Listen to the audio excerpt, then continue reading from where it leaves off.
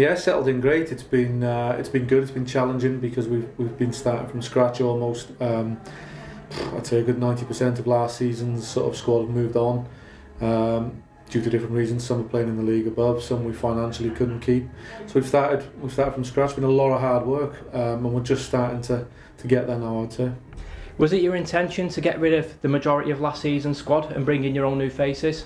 No, I spoke to all of them, and there was a big intent to stay, but financially it wasn't viable for the majority. If I'm honest, in one or two cases we wanted to bring our own people in, but I'd say the biggest decision was they were able to hold our moves to the league above in Conference North. Connor Hughes, for instance, tonight was able to play in the league above, and Ashy and Dicko have gone to FC United. So we were up against it financially and with the lure of a league above, to be honest. So you brought in quite a few familiar faces from Clitheroe, where you had relative success. You must be confident that they can achieve stuff here at Balfold. Yeah, they fit into what we're doing financially, and also from a point of view of they're hungry young lads. They want to prove a point. Danny Brady was a centre back. We had a Clitheroe, done extremely well for us, and went to FC United. Was fine there in the team, and he decided to come back at the back end of last year. So, bit of a no-brainer to bring Braids. And Ross Dent, I think everybody needs a Ross Dent. I think the fans have took to him early. He's 100%er, and he's what you need at this level. He'll get us on the front foot. He'll close down, and he won't take a backward step. And sometimes, that gets the rest of the team going. So he's our man for that. So in terms of the squad, have you decided on a captain for the forthcoming season? Not yet. There's a few sort of leaders out there. We got Matty Wolfenden's been exceptional. He wouldn't be a shouter and screamer, but he leads in his actions and his professionalism.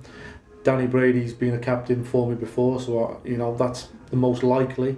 Liam Tong's come in and been a real leader as well. So we've got 2 or 3 options, and we'll decide closer to the season. But we're trying to build a culture where there's lots of players taking lots of responsibility. I think it's fair to say Celtic have had a few damaging seasons. What attracted you to the club, and what has Rob Gorski been like with you? Chairman's been brilliant with me. Yeah, he's supported me in everything we're trying to do. The budget and the plan for the coming season was outlined from the beginning, so that's not a problem. I wouldn't be here if last year was a raging success, so it goes without saying. I've just come in and tried to change the philosophy of the club. We're trying to bring a younger, hungrier sort of player in. We've slashed contracts by about 80%, so we're trying to put that power back in the club's hands, and trying to get players that want to come and play for the club and do it proud and be successful on a limited sort of budget. I'd say all the lads, for one reason or the other, have got something to prove, and that's a good squad to have. Now, I think it's pretty renowned that Celtic's academy have done quite well over the past few seasons. They're coached by Dave Sullivan. Will you be working closely with Dave to bring through some of the academy players? Yeah, I've been up to watch the academy sort of train. We've had lots of discussions. Sully's been involved with the first team, so that relationship's been good from the start. We'll look at it and we'll monitor it, and we'll be bringing the lads in to train with us, and if they're good enough, they'll be in there. And I've told them that. I've had a chat with the academy boys, and it's the same with the lads we got here and trialists. If they're good enough, they'll play. I don't have any allegiance to people with names or reputations or anything like that.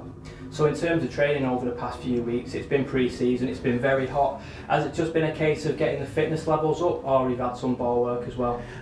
I like to get the balls out myself and do the fitness through the football, preferably because that's what I would have enjoyed doing. I hated the days of running around sand dunes all day, but there's no right or wrong, each to their own.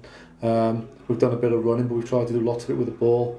It's been tough because we've had a lot of people in. We've had 26, 27 training with young players, with trialists, with lads we're looking at. So I'd say we're now beginning to narrow that down so we can work on shape, and team matters really. But first 3 or 4 weeks has been fitness and just general technique and things like that.